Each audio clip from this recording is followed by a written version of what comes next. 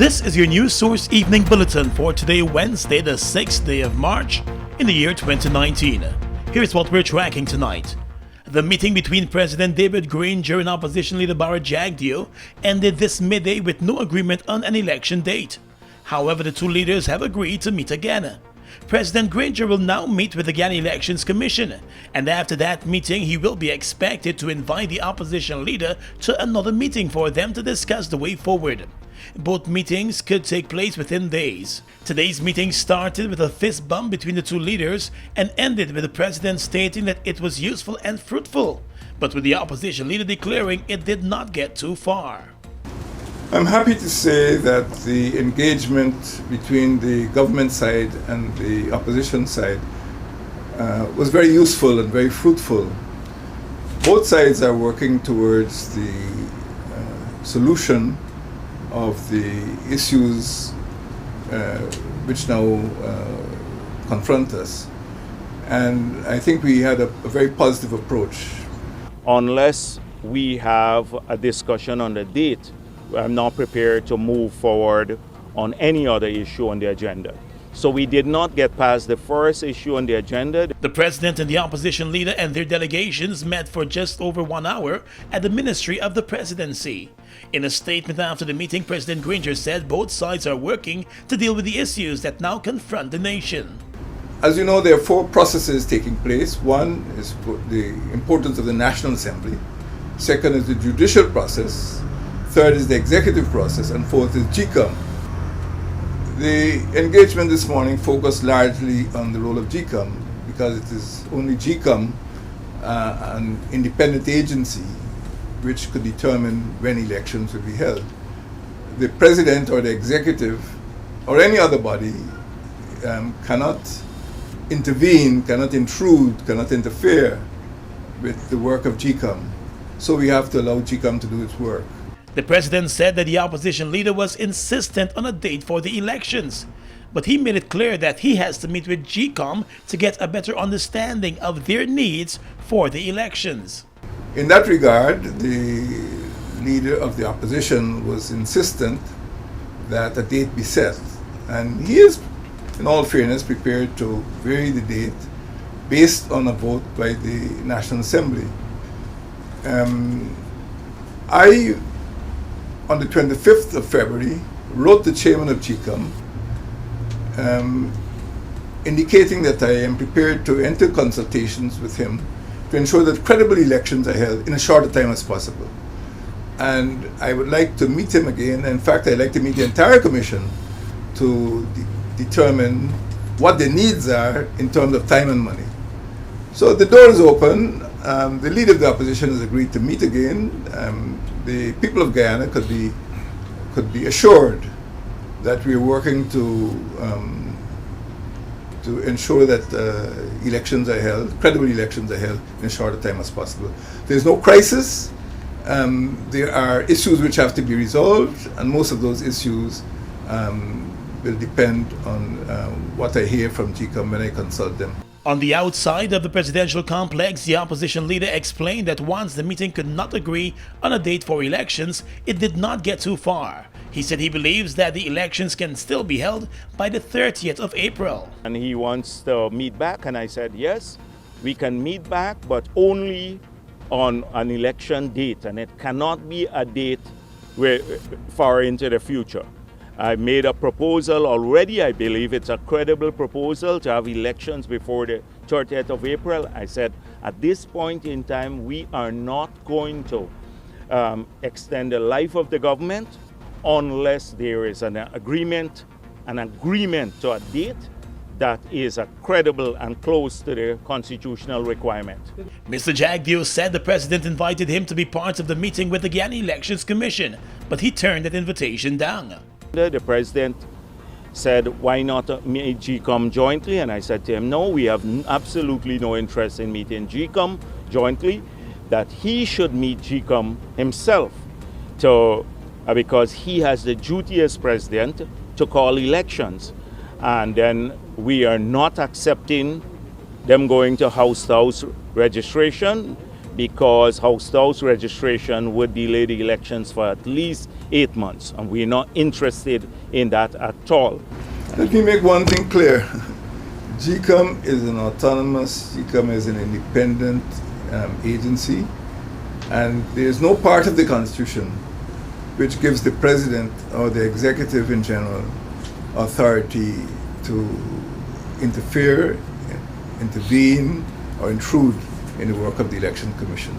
So this is a very respectful engagement, and as the Minister of State has pointed out, we will arrange this as quickly as possible so the Guyanese people could be satisfied that we are moving towards elections. Of course, based on what will take place in the courts and the National Assembly, we are moving towards elections, but GCOM is in charge of the elections, not the executive. I cannot decide when elections will be held. GCOM has to advise. The Guyana Elections Commission has indicated that the earliest date by which elections could be held would be sometime in July of this year.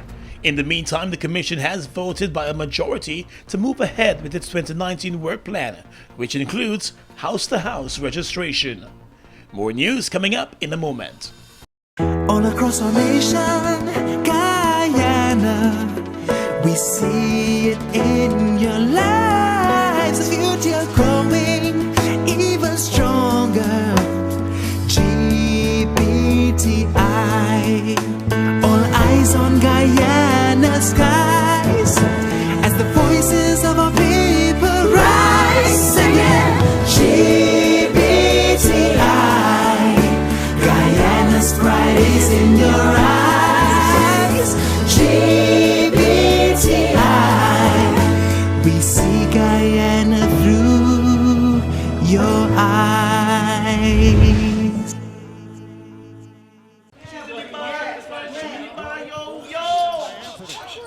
Hello, baby. Yeah. It's knocked away from Yang Huang. Yo, why you gotta get away from the credit, buddy? I recommend that you from blah blah. Let me watch the game, but it's not you that buy back the credit when it's done. Buy back. Like a shit from Fab 5. Activate the GTT Fab 5 plan today. For only 5,005, you get free unlimited calls to 4 of your closest family and friends, 5 gigs of data plus 250 text messages, and your Fab 5 friends can call you for free. GTT Fab 5. Wait. So who we putting as we Fab 5? Yours. We are legions of men standing strong, but never too proud to stoop and help someone. We must send a clear signal to all. Do right, walk in upright ways, knowing that's what being a man is all about. And ever aware that things will only get worse when good men do nothing.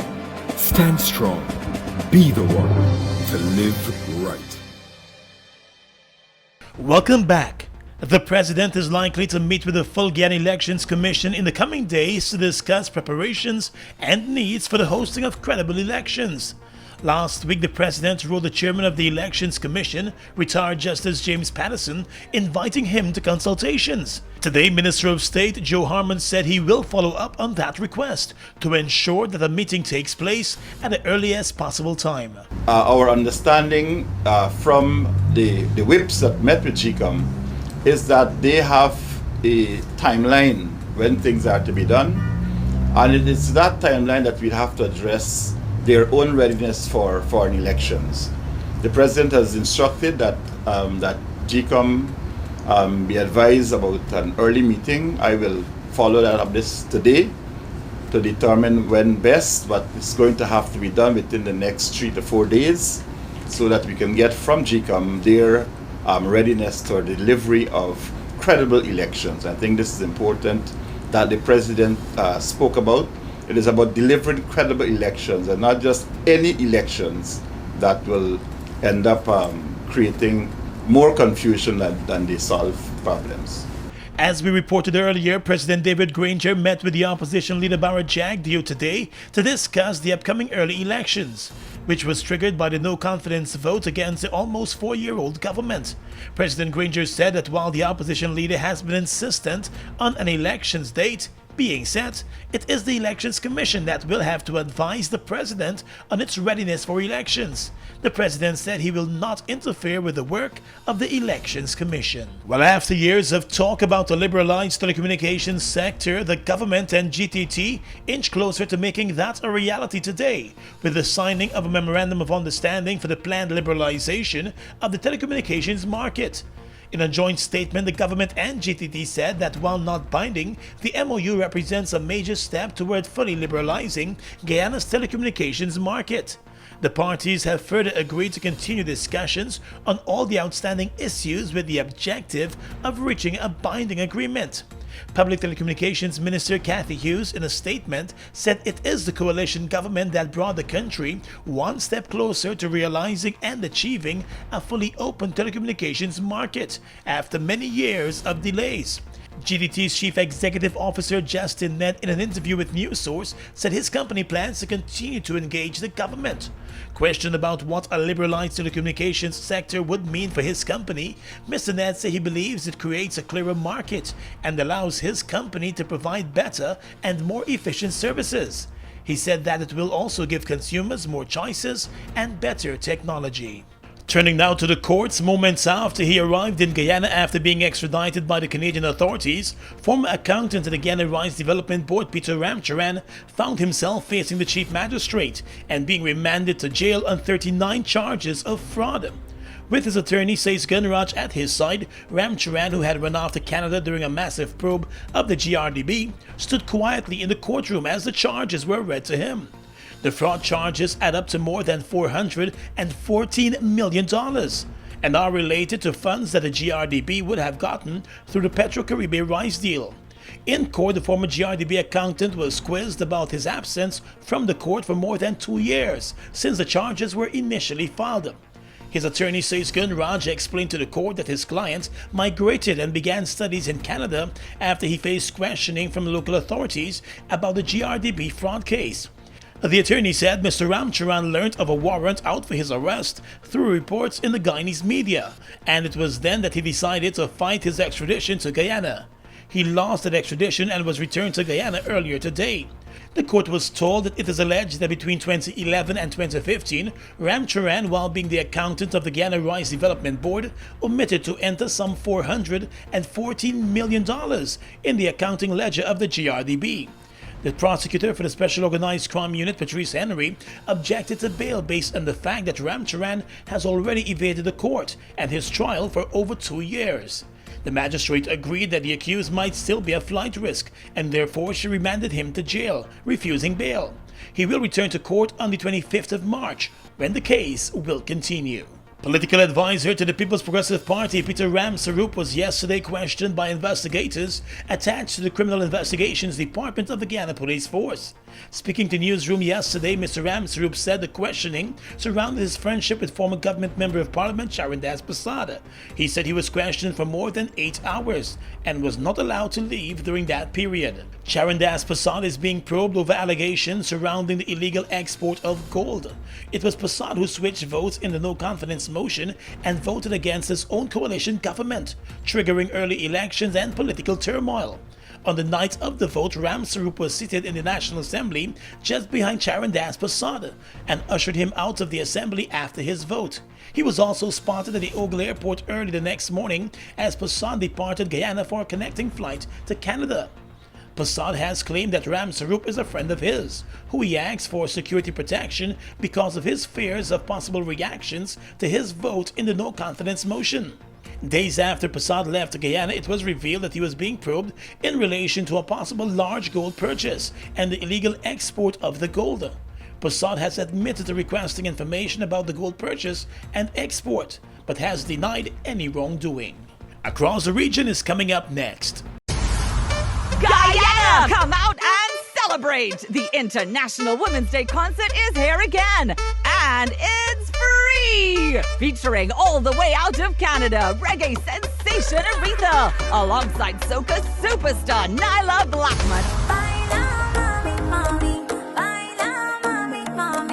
And our very own Guyanese Poonam Singh and Calvin Burnett. This year, we're gonna balance for better on Sunday, March 10th at the Everest Ground, organized by the High Commission of Canada and the Ministry of Social Protection. As a luxury mechanic, I'm often asked, what gas should I use in my expensive vehicle? In other countries, you have regular and mid-grade gasoline known as 87, 89, and premium gasoline known as octane 93 to 95. For affordable, high-quality fuel, performance and high mileage, visit Guy Oil today. Choose Guy Oil Super 95. Guy Oil, we are everywhere. Get ready to ride it, ready to ride it, ride it, ride it, ride it, ride it, ride the wave. Open up the new vibe, drink up the boldness inside. Radical and fresh and wild, catch the wave now. Ride bold, ride fresh, ride strong, come on, ride the wave. Taste the action, satisfaction, perfection. Wave, wave, wave, wave.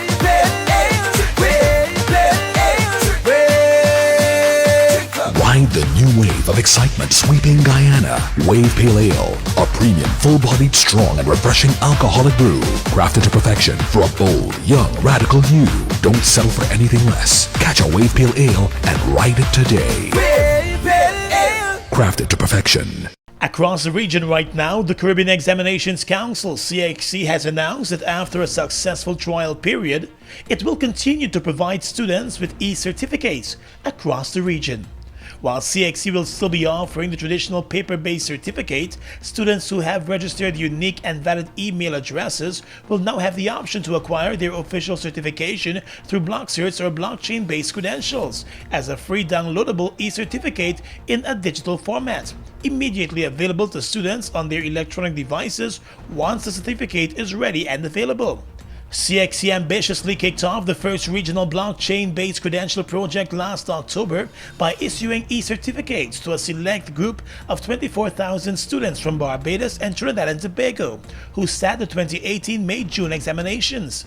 Now students from across the region will be able to download their certificates conveniently, securely, and quickly onto their devices once available. Caribbean News Service is reporting this evening that the president of the Leeward Islands Pilots Association, Carl Burke, has asserted that it is not too late to undertake an independent audit of the regional airline LIAT. Burke told Win FM and St. Kitts that his association made a suggestion back in 2009 to St. Vincent Prime Minister Dr. Ralph Gonsalves. According to Burke, Dr. Gonsalves made a promise in 2009 that he would get an independent forensic audit done on the airline, but that has not been done up to this point. He spoke amid reports that the St. Kitts and Nevis government is looking into the possibility of providing some kind of assistance to the struggling regional airline LIAT, which requires an injection of funds. The Pilots Association president said there are tough questions to be asked of LIAT, and those questions should be answered. And finally tonight, international news. The Venezuelan government has announced that it will expel German Ambassador Daniel Kriener. A government statement declared Ambassador Kriener persona non grata and accused him of recurrent acts of interference in the internal affairs of Venezuela. The German ambassador was among a group of diplomats who helped opposition leader Juan Guaido return to Venezuela on Monday by meeting him at the airport. Mr. Guaido had defied a travel ban and was widely expected to be arrested. But when he flew into the main airport in Caracas on Monday, he was led through immigration and a group of diplomats welcomed him and then escorted him out of the airport building. Earlier, officials from the US, the EU, and a number of Latin American countries had warned the Venezuelan government not to arrest or harm Mr. Guaido. The German ambassador has been given 48 hours to leave Venezuela. And that's your News Source Evening Bulletin for tonight. I'm Gordon Mosley reporting.